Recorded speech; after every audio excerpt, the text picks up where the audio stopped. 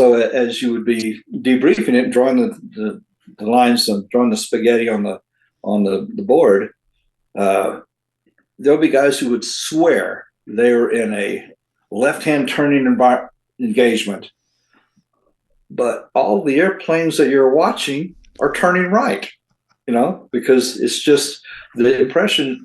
It must have been after he, did some sort of ditch maneuver and came back, because he has this impression that he was turning left, but the whole fight is going to the right. Anyway, my point is that that's one of the problems with SA. It's just your perception.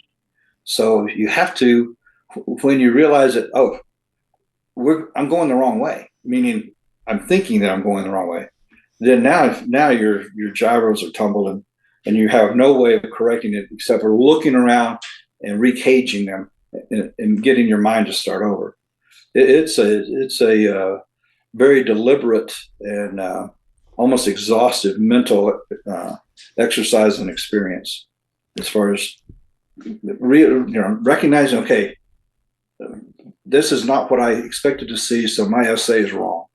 I've got to reload the essay properly to reflect reality. Is there a call that you have to make if you lose this? I mean, you've got two's blind if you lose sight of the flight lead. Is there an equivalent if it's all gone to shit and you just don't know what's going on? And because presumably at some point you become more of a liability than Oh yeah, and the only solution is to leave the fight. Yeah. Leaves bugging out west, tumbleweed. Tumbleweed's the radio call. Oh, tumbleweed. Okay. Yeah, because tumbleweeds, they just blow with the wind. They're not thinking animals at all.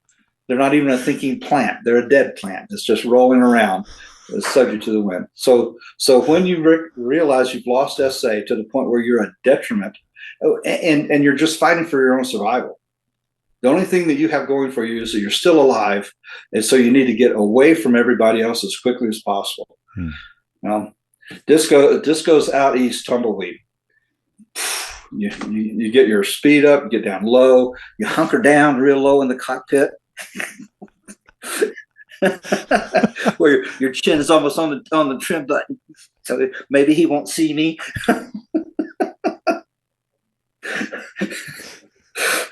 And then as your heart slows down, okay, well, let me look. Oh, nobody back there.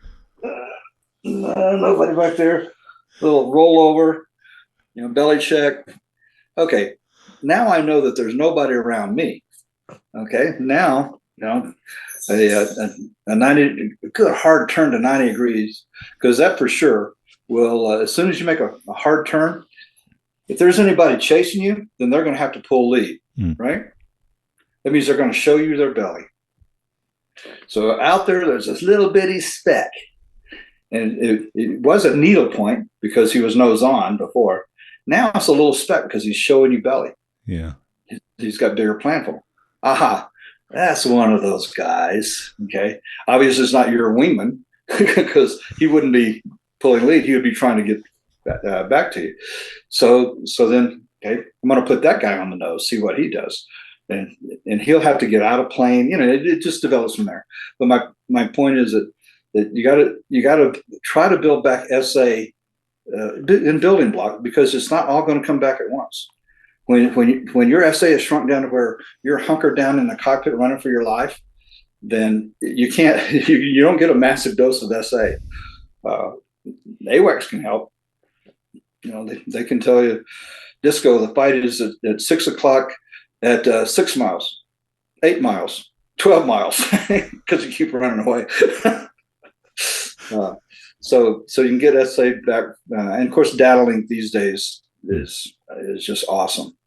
It alleviates a lot of what we're talking about. Did you ever fly with JTIDs? Did JTIDs come to you? No, never did. Okay. I did see a cute T-shirt one time though that said, "Show me your JTIDs." That's all I know about JTIDs. Was it your T-shirt? No. I saw that at the club at Nellis one time. That's awesome. Tell me about your personal journey through this. Then you've obviously had your trials and tribulations at the academy. You've come through, done well in pilot training. You've got to flight commander in the first year at Bitburg. Are you struggling with anything? What has challenged you in the Eagle? I mean, as a pilot, as a fighter pilot, where have you had periods of self doubt, or where have you thought, I'm not as good as I thought I was? Well, as I got older, I slowly began to have the feeling that I wasn't as good uh, uh, as I used to be. Like when I got to Schusterberg, but like that country and western song is, I may not be as good as I used to be, but I'm as good once as I ever was.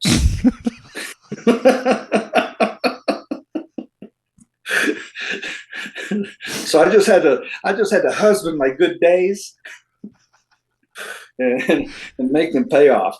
But I'll have to say that even though I flew quite a bit as a chief of safety, and I was a flight lead, I was a 4-ship flight lead. I've been an F-15 instructor at Bitburg. I've been an instructor at Holloman. But by now, because of my advancing age, I think I was passing 40. My G tolerance wasn't what it used to be before all those beers, and other things. I was still, I think, as mentally as sharp, but I probably wasn't quite as quick and maybe not quite as aggressive as I used to be. But anyway,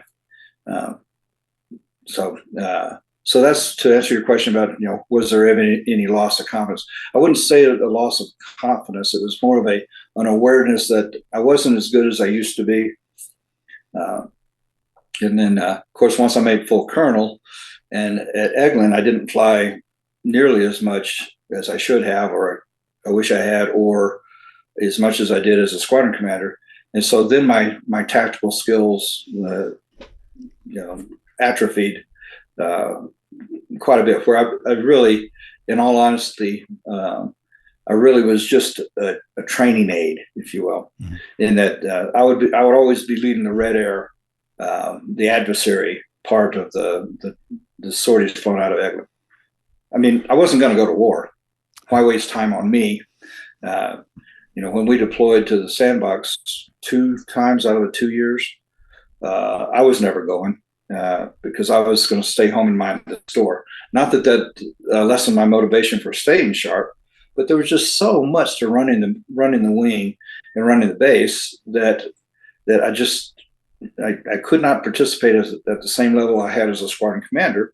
And as a squadron commander, I couldn't participate for my own proficiency as much as I had in my 2 previous fighter assignments.